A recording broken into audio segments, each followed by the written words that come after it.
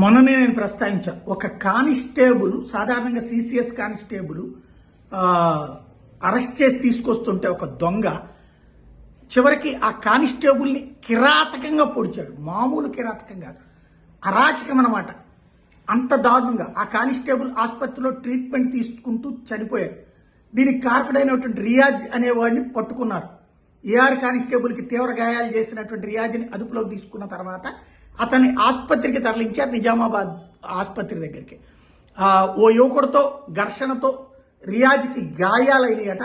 తాజాగా ఆ గాయాలకు సంబంధించి చికిత్స చేయించి తీసుకొద్దామని అక్కడ ఆసుపత్రికి తీసుకువెళ్తే అక్కడ ప్రిజనర్స్ రూమ్లో పెడతారు. ఇట్లాంటి అరెస్ట్ అయినప్పుడు దీని మీద ఉన్నటువంటి సందర్భంలో, రిమాండ్కి తీసుకెళ్లేటువంటి సందర్భంలో అక్కడ ప్రిజనర్స్ రూమ్ బయట ఉన్నటువంటి కానిస్టేబుల్ దగ్గర తుపాకీ లాక్కుని పారిపోయే ప్రయత్నం చేస్తూ అక్కడ జనాల్ని కాల్చడానికి ప్రయత్నిస్తుంటే మేము కాల్చి చంపేశాం అన్నది పోలీసులు తాజాగా చేస్తున్నటువంటి ప్రకటన.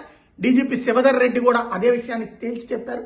రియాజ్ బలవంతంగా తుపాకీ లాక్కుపోబోతున్నాడు, రియాజ్ గన్ ఫైర్ చేస్తే చాలా ప్రాణాలు పోయేవి కాబట్టి తప్పనిసరి పరిస్థితుల్లో ఎన్కౌంటర్ చేయాల్సి వచ్చిందని, రియాజ్ చేసిన దాడిలో, అతన్ని కంట్రోల్ చేయడానికి చేసిన దాడిలో ఎస్ఐ విఠల్కి గాయాలని, ప్రమోద్ని చంపి తప్పించుకున్నటువంటి రియాజ్ ఇలాంటి ఘాతుకానికి పాల్పడేటటువంటి క్యారెక్టర్ అన్నది ప్రజలందరికీ తెలుసు అని చెప్పుకొచ్చారు. సారంగాపూర్ దగ్గర రియాజ్ని అరెస్ట్ చేశాక జరిగిన పరిణామం నేను నిన్ననే ప్రస్తావించా.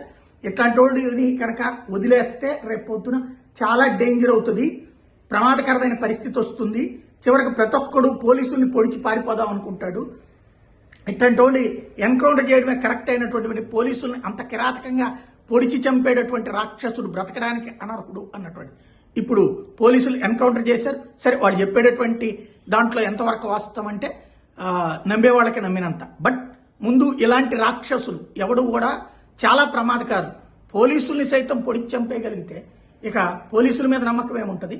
పోలీసులకి ధైర్యం ఎక్కడి నుంచి వస్తుంది?